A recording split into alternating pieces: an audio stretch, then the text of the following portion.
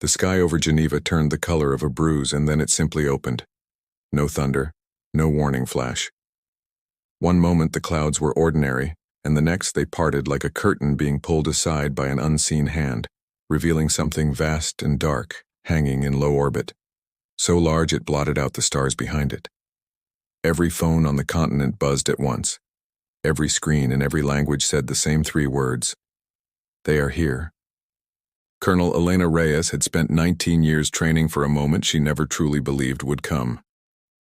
She stood now in the underground command center beneath the UN complex, watching the largest tactical display she had ever seen fill with red icons that kept multiplying, and felt the strange, cold calm of a nightmare finally arriving on schedule.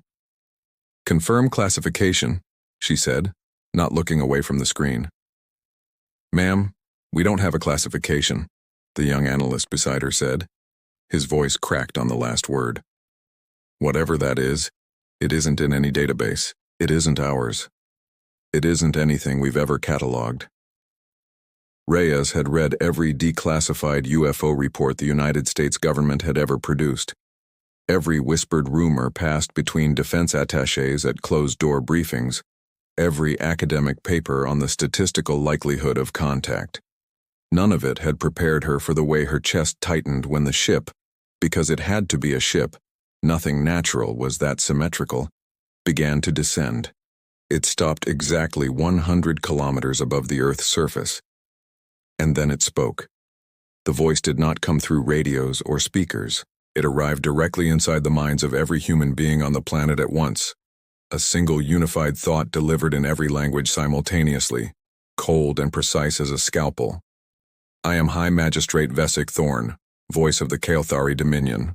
Your world has been found. Your species has been assessed. You have 72 of your hours to submit to lawful annexation. Resistance will be corrected." Reyes felt the room around her go silent in a way that had nothing to do with sound. Somewhere above her, in a chamber of world leaders who had spent decades unable to agree on climate treaties or trade tariffs, an emergency session was already dissolving into panic. She turned to the analyst. "Get me Dr. Ose now." Dr. Amara Ose had built her career on the belief that language was the truest window into a mind, that the way a species chose to speak revealed what it feared, what it valued, what it could never quite say out loud. She had spent 15 years studying dead languages and dying ones, certain that if humanity ever met something from beyond the stars, the first contact would happen not through weapons, but through words. She had not expected to be right within the hour. The Kael'thari transmission had been recorded, dissected, and thrown at every linguist and cryptographer on the planet within minutes of its arrival. By the time Reyes's call reached her, Ose was already 3 cups of coffee deep, headphones clamped over her ears, replaying the message for the 100th time. "There's something wrong with the translation," she said, before Reyes had even finished introducing herself over the secure line. "Wrong how? It's too smooth, too perfect. Whatever technology they're using to speak inside our heads, it's translating meaning directly, not words, which means somewhere in that message, their systems had to guess at concepts that don't map cleanly onto our language. And they didn't. Not once. Every idiom, every unit of time, every shade of formality. It's flawless. Colonel, that shouldn't be possible. Not for a first encounter." "Meaning what?" Ose pulled off her headphones, and for the first time since the sky had opened, she looked genuinely unsettled rather than fascinated. "Meaning either their technology is so far beyond ours that direct thought translation is trivial for them, or they've done this before, to us. Recently enough that the model didn't need to guess."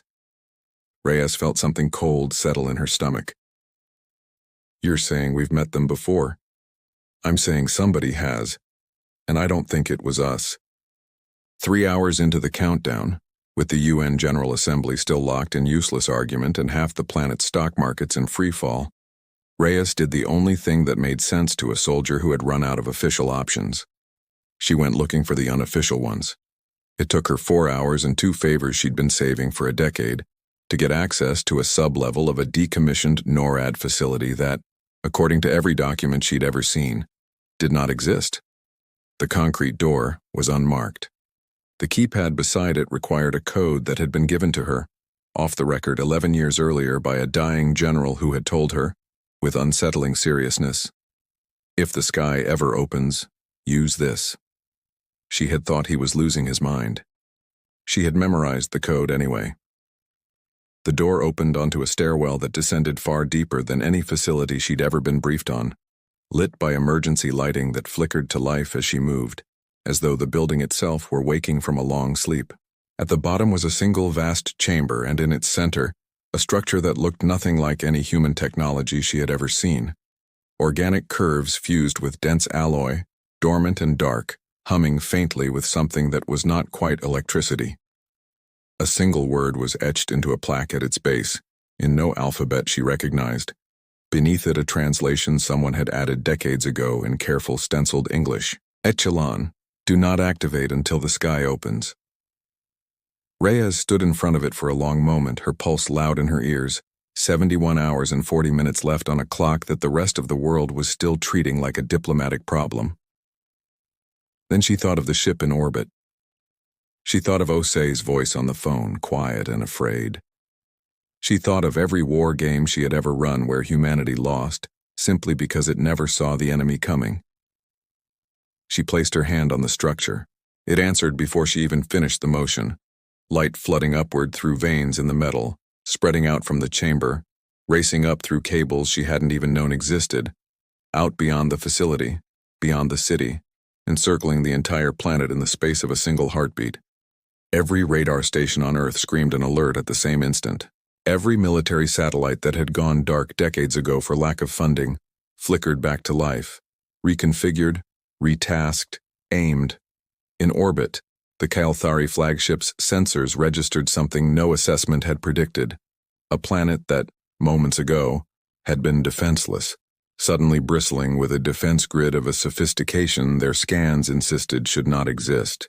High Magistrate Vesic Thorn stood on the bridge of his flagship, staring at the readouts his officers were frantically trying to explain, and felt, for the first time in 300 years of conquest, something he had almost forgotten the shape of: uncertainty. Below him, Elena Reyes stood in the humming light of a machine her own government had buried and forgotten, staring up at a ceiling that no longer felt like it was between her and the enemy. It felt like the first line of a war that had already been fought once before, long ago, by people who had known exactly what was coming. She just didn't yet know why they'd left it for her to finish. The missile never reached the ground. It was meant to. Fleet Marshal Dre had ordered a single corrective strike against a military installation outside Colorado Springs. Not enough to kill millions, just enough to remind the vermin below what Defiance cost. A demonstration, a lesson written in fire that every government on the planet would understand within seconds.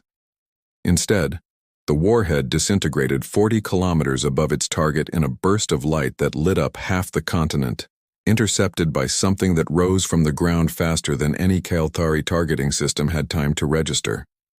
On the bridge of the flagship, the silence that followed was the kind that made junior officers stare very hard at their own console screens. "Explain this," Dre said quietly, which was somehow worse than if he had shouted. No one could. High Magistrate Vesic Thorn watched the tactical readout with a stillness he had learned to wear like armor over 3 centuries of service. But underneath it, his mind was racing. He had overseen 41 annexations in his career. He had watched primitive worlds fall in minutes, their populations too shocked by orbital weapons to organize any resistance at all. He had never once seen a species intercept a Kalthari warhead on the first day of contact. They shouldn't have anything capable of that, he thought. Our scans confirmed it. Their technology is centuries behind ours. So what just happened? He did not say this aloud. Dre was not a man who tolerated questions that made the Dominion look fallible. And Thorn had not survived this long in the fleet by being careless about who was listening. Beneath the mountains of Colorado, in a bunker that had not existed on any official map that morning, Elena Reyes watched the same intercept on a screen, built from technology she did not understand, operated by a system that seemed to already know what she wanted before she asked for it. "It worked," said Marcus Webb, the disgraced former astronaut she'd pulled out of a very quiet retirement 4 hours earlier. He'd been the first man to walk on Europa's ice, until a mission failure that wasn't his fault had ended his career in a storm of blame he'd never been able to outrun. He stared at the display with the expression of a man who had spent a decade being told the stars didn't want humanity in them. It actually worked. It bought us time, Reyes corrected. That's all. One intercept doesn't win a war. No, said a new voice from the doorway, but it tells you something the Empire doesn't want you to know. The man who entered wore a Calthari uniform stripped of its insignia, his skin a pale gray blue, his eyes an unsettling amber that tracked the room with the wary precision of someone who had spent his whole life being watched. He had surrendered himself to a National Guard checkpoint 6 hours earlier, walking calmly out of a crashed shuttlecraft with his hands raised, speaking perfect English. His name, he'd told them, was Kessa. He had been a systems engineer aboard Dre's own flagship until 3 years ago, when something he'd read in a restricted archive had made him request reassignment to a research post as far from command as possible. When the fleet had been ordered to Earth, he had chosen, quietly and at enormous personal risk, to defect the moment he set foot on the ground. What does it tell us? Reyes asked. Kessa's amber eyes moved to the humming structure visible through the reinforced glass of the adjoining chamber. The machine Reyes had activated, still pulsing faintly with light.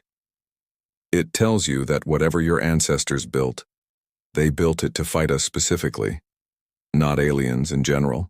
Us. He paused. The Dominion does not fear many things, Colonel.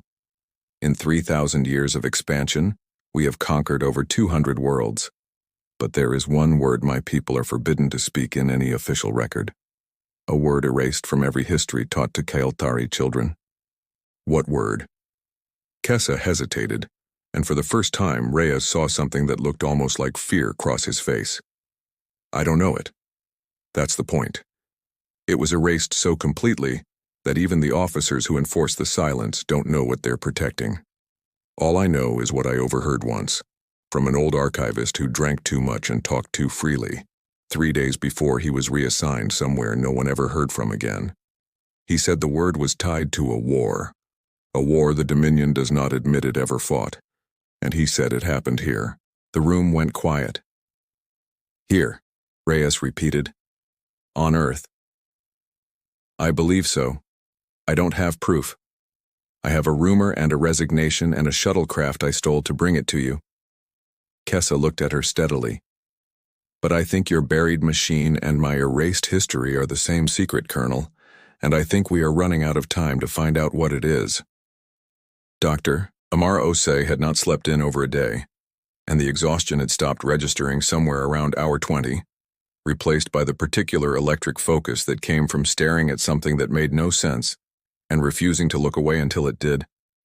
She had been given access to fragments of the Calthari's own historical archive, recovered from the wrecked shuttle Kessa had arrived in, decrypted piece by agonizing piece by a joint team of human cryptographers and one very nervous defector. Most of it was administrative.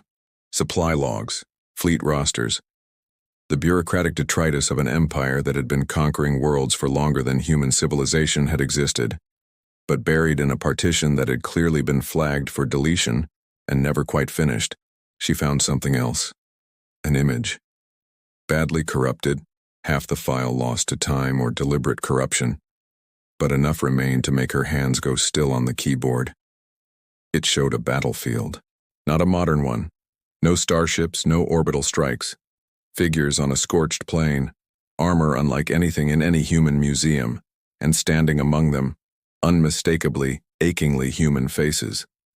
Not primitive, not desperate, standing their ground against a Calthari force with an expression Osei could only describe, staring at it in the flickering light of her terminal, as unafraid. Beneath the image, in a script her translation software choked on for nearly 6 full minutes, before finally rendering a fragment of text, were words that had survived whatever purge had tried to erase everything else. The unbroken did not yield at Threshold Field, though 3 legions were spent against them, and the Dominion's own historians were ordered afterward to. The file ended there, corrupted, gone. Osei sat back slowly, her exhausted mind trying and failing to fit this into anything she understood about first contact, about human history, about the neat timeline of civilization she had spent her career studying. This image was old, older than anything that should exist in a Kael'thari archive about a species they claimed to have only just discovered. She grabbed her phone with shaking hands and called Reyes.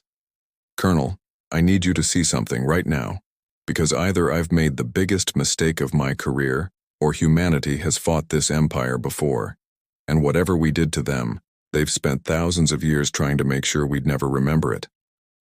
On the other end of the line, Reyes went very still, one hand resting against the humming glass of the machine behind her.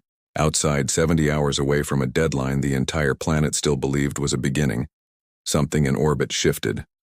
Fleet Marshal Dre's flagship broke formation, engines flaring bright against the dark, and began, without authorization from the Dominion's diplomatic envoy, a slow and deliberate descent toward the atmosphere. The word threshold field meant nothing to anyone in that bunker until Kessa said it aloud, and then it meant everything, because his hands began to shake. "You know it," Osei said. It wasn't a question. "I know what happens to people who ask about it." Kessa sat heavily in the chair across from her, his amber eyes fixed on the corrupted image still glowing on her screen. "It is not in any history file, not in any archive I was ever permitted to access. I have served the Dominion for 40 of your years, Doctor, and I have only heard that name spoken once, by a dying man who thought no one was listening." "Then how do we find out what happened there?" Kessa was quiet for a long moment. "There is one place. A vault beneath the Dominion's oldest command world, sealed under a classification above even Fleet Marshal rank. My old archivist friend believed the true record of the First War still exists there, untouched, because destroying it entirely would mean admitting it needed to be hidden in the first place. Bureaucracies do not like to admit their oldest lies." He looked up. "But I cannot get you there. I am a defector flying a stolen shuttle, Doctor. I am not a miracle. Then we work with what we have." Reyes had been listening from the doorway, arms crossed, the exhaustion of the last 2 days carved into her face. "Osei, keep pulling every fragment out of that archive. Kessa, I need everything you remember about Kael'thari command structure. Who reports to who might talk, who wants this war as little as we do." "There is one," Kessa said slowly. "High Magistrate Thorn. He is not like Dre. I served under his command once, years ago, before my reassignment. He follows the Accords precisely. He believes in the Dominion's laws even when the Fleet Marshal treats them as suggestions. If anyone aboard that ship is troubled by what's happening here, it will be him. Troubled isn't the same as willing to help us." "No," Kessa agreed, "but it's a beginning." Aboard the flagship, Vesic Thorn stood in the observation chamber with his hands clasped behind his back, watching the blue-green curve of the planet below and turning Dre's unauthorized descent order over in his mind like a blade he didn't yet know which way to point. "The Fleet Marshal has ordered ground deployment," his adjutant reported, careful to keep any judgment out of her voice. "He is bypassing the envoy accords. No formal declaration, no second warning." "On what authority?" "His own, Magistrate." Thorn said nothing for a long moment. 300 years of service had taught him exactly how far he could push against a superior officer before the pushing became a career-ending mistake, and exactly how much silence he could afford before it became complicity. Somewhere below, on a world his own scans had confirmed should have been defenseless, a Kael'thari warhead had been intercepted with a precision that shouldn't have been possible for a species this primitive. That fact alone should have earned this planet a full tactical reassessment. Instead, Dre was rushing toward exactly the kind of confrontation that had, according to a name Thorn had heard exactly once in his career and never dared repeat, gone catastrophically wrong before. Threshold field. He had been a very young officer when he'd overheard it, a whispered aside between two senior commanders who did not know he was in earshot, quickly silenced the moment they noticed him. He had never learned what it meant.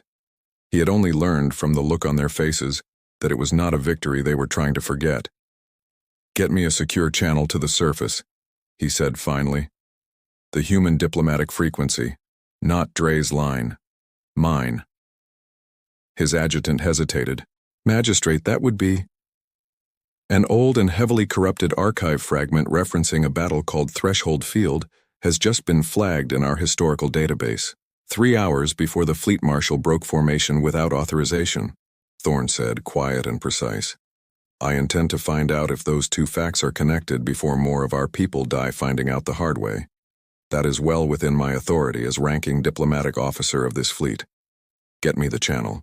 The channel reached Reyes 40 minutes later, patched through systems that hummed with the strange, half-familiar technology of the buried machine still pulsing steadily behind her. Thorne's voice was measured, careful, entirely unlike the cold ultimatum that had opened the sky 2 days earlier. Colonel Reyes, I am not authorized to speak with you outside formal channels. I am doing so regardless, because I believe the fleet marshal is about to make an error neither of our species can afford. You have an odd way of avoiding errors, Magistrate. Your fleet just tried to level a military base. That was not diplomacy. That was Dre reminding your governments of the cost of delay. I do not agree with the method. A pause. I am told your world's defenses intercepted a warhead that should have been well beyond your capability. I would like to understand why. Not as a threat, Colonel. As a man trying to prevent one. Reyes glanced at Kessa, who gave the smallest nod. She glanced at Osei, who was still staring at the corrupted image on her screen. Human figures standing unafraid on a scorched and ancient battlefield. Have you ever heard the words Threshold Field, Magistrate? The silence on the other end of the line lasted long enough that Reyes thought the connection had failed. Where did you hear that name? Thorne said, and his voice had changed entirely. From an archive fragment, half destroyed. It mentions a species called the Unbroken standing against 3 of your legions. Reyes kept her eyes on the humming machine visible through the reinforced glass. I think it's talking about us, Magistrate. I think we fought your empire before, a very long time ago, and I think your people have spent every year since making sure no one, including your own officers, ever found out how. The silence this time was different, heavier. I need to see that fragment, Thorne said finally.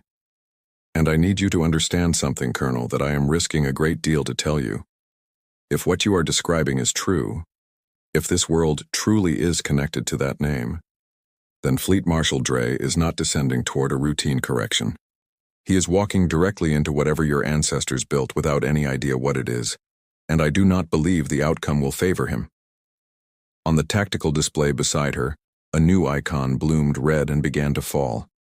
Dre's flagship, breaking atmosphere, engines screaming fire against the dark, no longer bothering to hide its intent.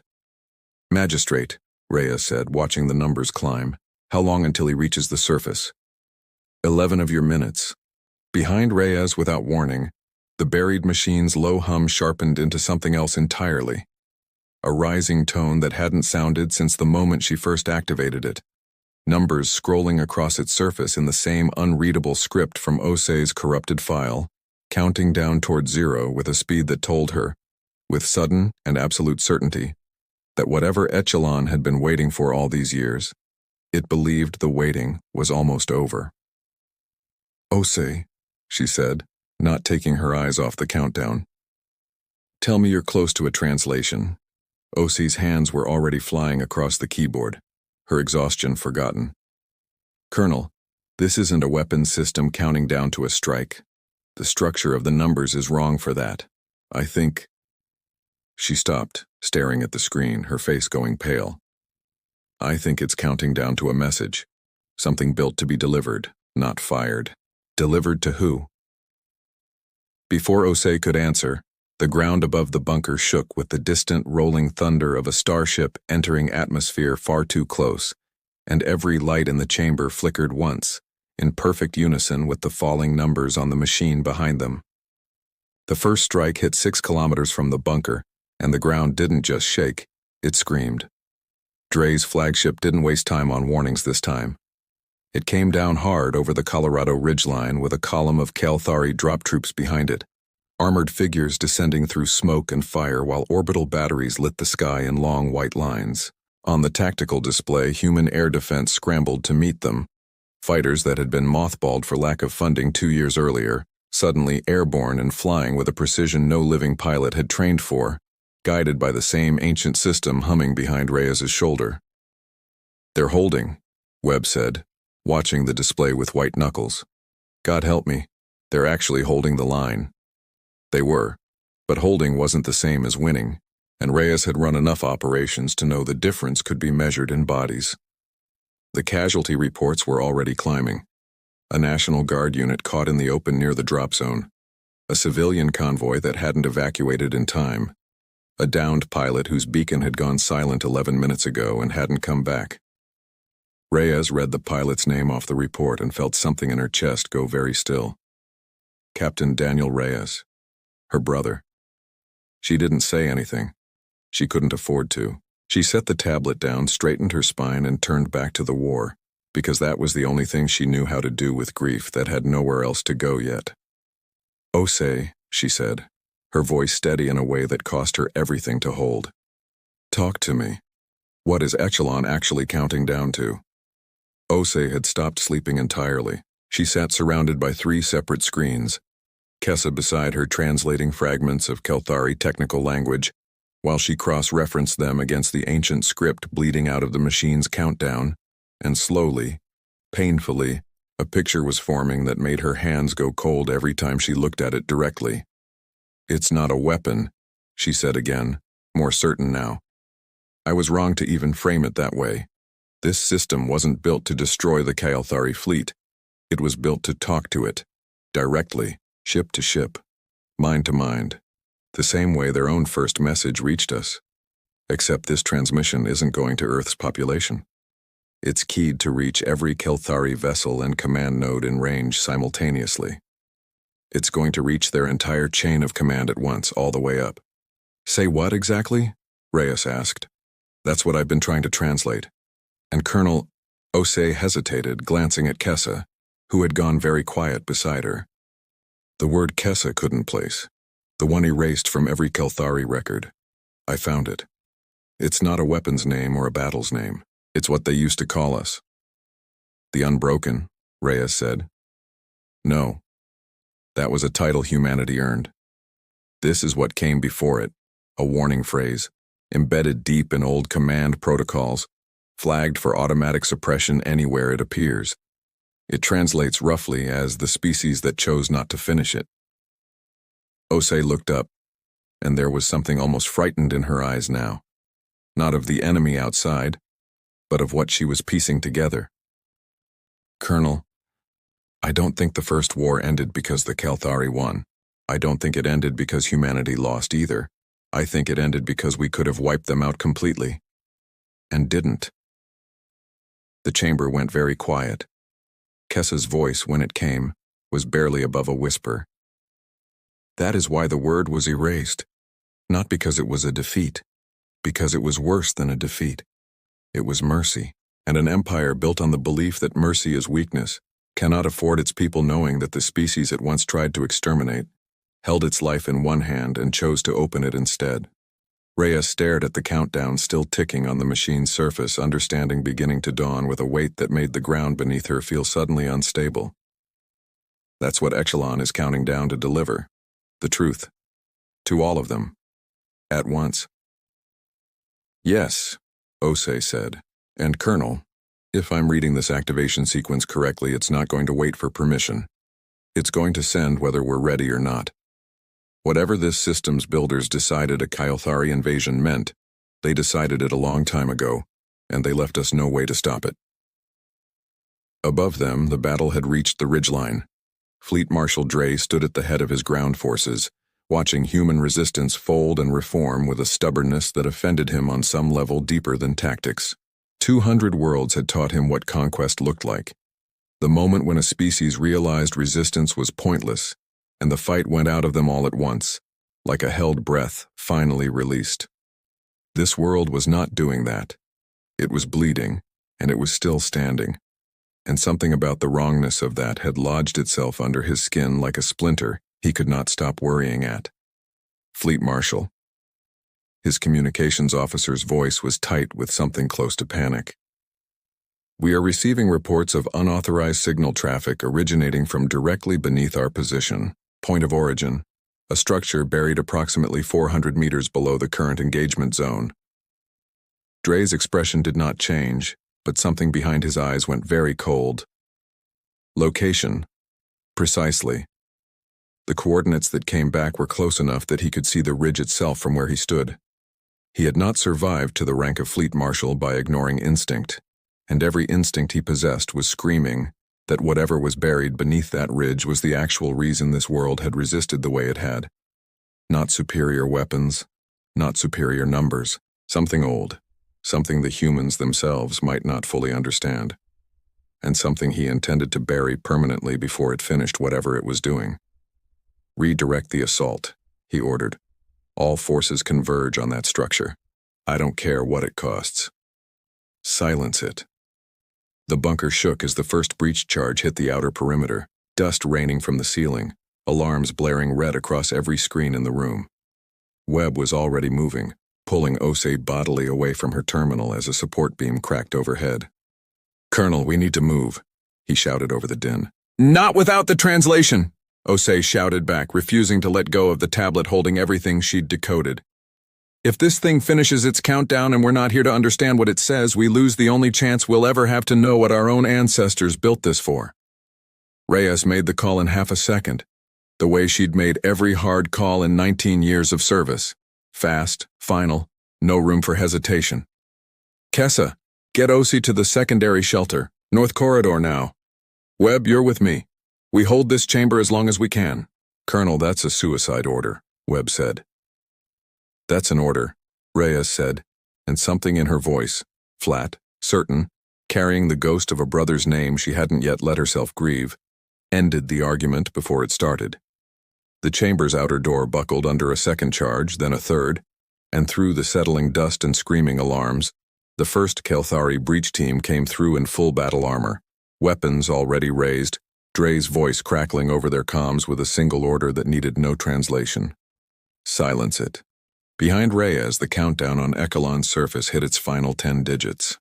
The light around it building to something almost blinding, and she understood, with sudden and terrible clarity, that whatever happened in the next 60 seconds, whether she lived or died in this chamber, the message her ancestors had built was going out regardless. The only question left was whether anyone would survive long enough to see what it changed. Webb fired the last flare charge he had, and for one blinding second the breach chamber turned white, buying Reyes exactly enough time to drag him behind the support column before the return fire tore through where they'd been standing. "That's it," he shouted over the alarms, patting down an empty vest. "That was the last one. Colonel, we are out of ways to slow them down." Reyes didn't answer right away. She was watching the breach team regroup at the shattered doorway. 4 armored Kelthari soldiers moving with the terrible efficiency of a species that had done this 200 times before, and never once lost. Behind her, Echelon's countdown had passed single digits, its light now so bright it threw sharp shadows across the chamber walls, humming with a pressure she could feel in her teeth. She thought of her brother's beacon, silent for almost an hour now. She thought of Osei somewhere in the North Corridor with the only translation that might ever explain why any of this mattered. She thought with a strange and sudden clarity that if this was where it ended, it would at least end doing something worth the cost. "Cover me," she said, and stepped out from behind the column with her weapon raised. She never got to fire it. A blast of concentrated energy tore through the breach team from behind, catching 2 of the 4 soldiers before they even registered the attack, and through the smoke and falling debris, Reyes saw a Kelthari officer she recognized from grainy tactical footage taken hours earlier. The same insignia Kessa had described, the same bearing. Vesic Thorn stood in the ruined doorway, weapon still raised, his own honor guard fanning out behind him to finish what he'd started. "Magistrate," Reyes said, breathing hard, weapon still trained on him out of 19 years of reflex. "Colonel." Thorn's voice was steady, but something in his face had changed since their last transmission. Something that looked, unmistakably, like a man who had made a decision he could never take back. I informed the fleet marshal 20 minutes ago that I would not participate in the destruction of this facility until I understood what it was. He informed me that my objection was noted and irrelevant. A pause. I have since concluded that I no longer answer to Fleet Marshal Dre. You're defecting. I am correcting an error 3,000 years old, Thorne said. Whether the Dominion chooses to call that defection is no longer my concern. Dre's voice tore through every Kelthari command channel within seconds of Thorne's honor guard, turning their weapons on his breach teams, and the fracture that followed was immediate and ugly. Soldiers who had served alongside Thorne for decades, forced to choose in real time between a fleet marshal's direct order and a magistrate's open rebellion. On the ridgeline above the bunker, Kelthari fired on Kelthari for the first time in longer than anyone aboard that fleet could remember. Chaos spreading through the ranks like fire through dry grass. Dre himself abandoned the ground assault entirely, storming back toward his shuttle with a fury that bordered on madness. If Thorne wanted to hand this world its precious secret, then Dre would simply remove the option, level the ridge from orbit, bury the truth under a kilometer of ash, and deal with a traitor's court-martial afterward. Some costs, in his estimation, were worth paying twice. He never made it back to orbit. His shuttle's ascent was intercepted less than 400 meters off the ground, not by a weapon, not by an interception, but by something stranger. Every system aboard his vessel simply stopped. Engines, weapons, life support backups, all of it frozen mid-function in the same instant, as though some vast and patient hand had reached out and simply closed itself around the ship. Dre stood on his own bridge, screaming orders that no console would obey, and understood in the last clear moment before the world outside his viewport went white with light, that he was no longer the one deciding how this ended. Inside the bunker, Echelon's countdown reached 0. There was no explosion. No weapon fired. Just a single silent pulse of light that swept outward from the buried machine, passing through walls and rock and armor as though none of it existed, racing outward across the battlefield, up through the atmosphere, out into the black beyond it, touching every Kelthari vessel in the system in the space of a single heartbeat. Reyes felt it pass through her like a held breath finally released, and for a moment the entire bunker went utterly silent. The alarms, the gunfire outside, even the ragged sound of her own breathing seeming to pause at once. Then, from every radio, every comm channel, every device still transmitting on Kelthari frequencies across the system, the same voice began to speak. Not Reyes's voice, not Osei's, a voice from somewhere far older, carried in a language Echelon had translated flawlessly into every ear that heard it, human and Kelthari alike.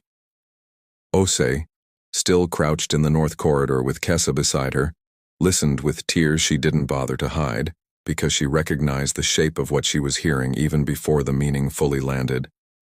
This was the message the ancient script had been building toward the entire time she'd worked to translate it. Not a threat. Not a declaration of victory. A record. An honest, unflinching account of a war fought long before human history had names for its own centuries, ending not with humanity's surrender, and not with the Keltharis, but with a choice made by people who had every justification to make a different one. We could have ended you, the voice said in every language at once, human and alien alike. At Threshold Field, when your legions broke and your commanders begged for terms, we held every advantage a war requires. We chose instead to let you go, not because we were weak, but because we understood that a victory built on annihilation is no victory at all. We asked only that you remember this, and you did not. You buried it instead, and taught your children to fear a name rather than honor a mercy. We are not sending this message to threaten you. We are sending it because the ones who wronged you are gone, and the ones standing here now inherited a promise they never broke. Ask them what that promise cost. Ask them what it still costs today on the ground beneath your own falling ships. And then decide honestly whether the species you came to conquer deserves to be remembered as anything other than what it has always been. Silence followed. On every bridge across the Kelthari fleet, officers who had spent their entire lives believing humanity was an unknown, unassessed threat now sat staring at readouts, that made no sense against everything they'd been taught. A species with technology centuries behind their own, that had 10,000 years ago held their entire empire's fate in one hand and set it down gently instead of closing the fist. Reyes lowered her weapon, breathing hard, watching the light around Echelon begin finally to dim. "It's done," she said quietly. "No." Osei's voice came back over the comm, rough with emotion. "Colonel, it's not done. It's just the first time in 3,000 years anyone's told them the truth. What they do with it now is up to them." Above the ridgeline, the fires of battle guttered and slowed as confused Kelthari units, no longer certain who they were fighting for or why, began pulling back from a fight that had, in the space of one silent transmission, stopped making sense to nearly everyone holding a weapon, but not to everyone. Dre's frozen shuttle, drifting powerless 400 meters above the ridge, suddenly flared back to life. Engines screaming, weapons systems rebooting in a desperate, furious burst, as the fleet marshal, unwilling to accept a truth that undid everything he had ever believed about strength and conquest, turned his last functioning weapon toward the one thing on that ridge he still had the power to destroy. The buried chamber that held Echelon. And Elena Reyes, still standing beside it, had exactly no way left to stop him. The blast that should have killed her came apart in the sky. Reyes saw it happen through the shattered ceiling of the breach chamber, Dre's weapons fire screaming down toward the ridge, and then, impossibly, scattering against something invisible 100 meters up, the way water breaks against rock. Not Echelon. Echelon's light had already dimmed to nothing, its message sent, its purpose spent. This was something else. 3 Kelthari cruisers, their markings unfamiliar, moving to intercept Dre's shuttle before its fire ever reached the ground. Vesic Thorn's voice cut across the open channel a moment later, tight with something between fury and disbelief. "Fleet Marshal Dre, stand down. By order of the Dominion Conclave, transmitted 11 minutes ago in response to a species-wide broadcast now confirmed authentic, all hostile action against this world is to cease immediately. The Conclave has no authority over a battlefield decision," Dre snarled back, his shuttle spinning uselessly against the cruisers boxing him in. "The Conclave has authority over you," Thorn said. "And in light of what that transmission proved about the war your predecessors buried, and the mercy your empire was built on top of without ever earning it, I suspect you will find very little sympathy waiting for you when you answer for today." Dre didn't surrender easily. He tried, twice more, to break past the cruisers, weapons flaring uselessly against superior numbers, until finally, stripped of fuel and options, and the last of his fury, his shuttle went dark and drifted, powerless, into the custody of the very fleet he had commanded an hour earlier. He was not destroyed. Reyes would learn later that this too had been deliberate, a decision made in the same spirit as the one Echelon's message had described, an old promise honored one more time by people who understood now exactly what it had cost to make it the first time. The ridge above the bunker fell quiet in the hours that followed, the way battlefields do. Not peace exactly, but the exhausted, ringing absence of violence that comes after it. Reyes climbed out through the ruined breach chamber into daylight for the first time in what felt like a lifetime, and found Osei already standing there, Kessa beside her, watching Kelthari dropships land in formation rather than in attack pattern for the first time since the sky had opened. "They're not firing," Webb said, limping up beside them, a bandage wrapped hastily around one arm. "No," Osei said quietly. "I don't think they know what to do instead. I don't think anyone taught them." Vesic Thorn came down from his own shuttle alone, unarmed, walking the last stretch of scorched ground on foot, with the careful, deliberate steps of a man entering a place he understood now to be more significant than any battlefield he'd ever stood on. He stopped a few meters from Reyes and inclined his head, not the gesture of a conqueror, and not quite the gesture of an equal either. Something still forming. "Colonel Reyes." His voice, without the distortion of a comm channel, was quieter than she'd expected. The Conclave has ordered a full withdrawal pending formal contact protocols. Fleet Marshal Dre will face tribunal for unauthorized engagement. I am told this is meant to reassure you." He paused. "I do not know if it will. I understand that reassurance is a small thing against everything your world has lost these past 3 days." Reyes thought of her brother's beacon, still silent, the report still sitting unread on a tablet somewhere back in the ruins of the command chamber. She thought of the cities damaged, the families already grieving, the price paid by people who would never know why an empire had come to their door with an ultimatum built on a lie it hadn't even known it was telling. "It's not small," she said finally, and meant it, even through the grief. "It's just not enough on its own. Nothing is after this. But it's a start, and starts matter." In the weeks that followed, the story the world eventually pieced together, through Osei's painstaking translations, through Kessa's testimony, through records the Dominion Conclave itself, in an unprecedented act, agreed to open for independent verification, became something far larger than a war humanity had almost lost. 10,000 years ago, at a place called Threshold Field, the ancestors of a species not yet called human had faced the ancestors of the Kelthari and broken 3 legions in a battle no history had preserved the true shape of. They had won.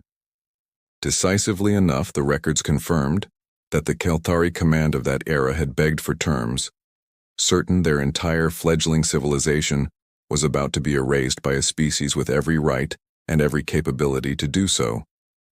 Humanity's ancestors had chosen otherwise. They had accepted surrender, demanded only a promise never to return in conquest, and then, for reasons no surviving record fully explained, though Osei had her own theory, one she shared quietly with Reyes late one night, that some victories are heavier to carry than defeats. They had vanished from the stars entirely, leaving behind only a single dormant inheritance, buried and waiting, in case the promise was ever broken. It had taken the Kelthari 10,000 years to break it. It had taken them one silent transmission to understand, finally and irrevocably, exactly what that meant. 6 months later, Elena Reyes stood on the same ridge, rebuilt now into something between a memorial and a research station, watching a small Kelthari delegation shuttle descend for the first sanctioned diplomatic exchange between their 2 species. Vesic Thorn led it, no longer a high magistrate of conquest but the Dominion's newly appointed envoy to Earth, a position, he'd told her privately, that had been created specifically because no one in the Conclave had trusted anyone else to hold it with the necessary humility. Osei stood beside her, holding a small data tablet with the completed translation of the First War Archive, the project that had, in its own quiet way, ended a war before it could finish starting a second one. Kessa had stayed too, granted asylum by a planet that had learned, in the hardest possible way, that defection sometimes cost a man everything he'd ever known and gave him. In return, the chance to matter. "You ever think about what happens next?" Webb asked, joining them, the limp from his injury mostly healed, his eyes on the sky in a way that suggested old dreams were beginning to feel possible again. "Every day," Reyes admitted. "We're not the same species we were 4 days before that ship arrived. We can't be. We know things about ourselves now we didn't know we'd forgotten." She thought of her brother, found alive 3 days after the battle in a ravine 2 kilometers from his downed fighter, injured but breathing, a small mercy in a story that hadn't offered many. We know what we're capable of in both directions. That's not a small thing to carry either. Osei looked out at the shuttle settling onto the ridge, at the beginning of something neither species had a category for yet. Not conqueror and conquered, not even quite equals, but 2 civilizations standing at the edge of an old promise, deciding together what to build on top of it. "They called us the Unbroken," she said quietly. "I used to think that meant we couldn't be beaten. I don't think that's it anymore. I think it means we never stopped choosing who we wanted to be, even when the whole galaxy would have understood if we'd chosen otherwise." Behind them, deep beneath the ridge, Echelon sat dark and silent for the first time in 10,000 years, its long watch finally over. its message delivered exactly as its makers had intended, and rising to meet the Kylthari shuttle, carried on a signal built freely rather than found buried. Humanity sent its first message into the stars. Not a warning this time and not a plea, an introduction.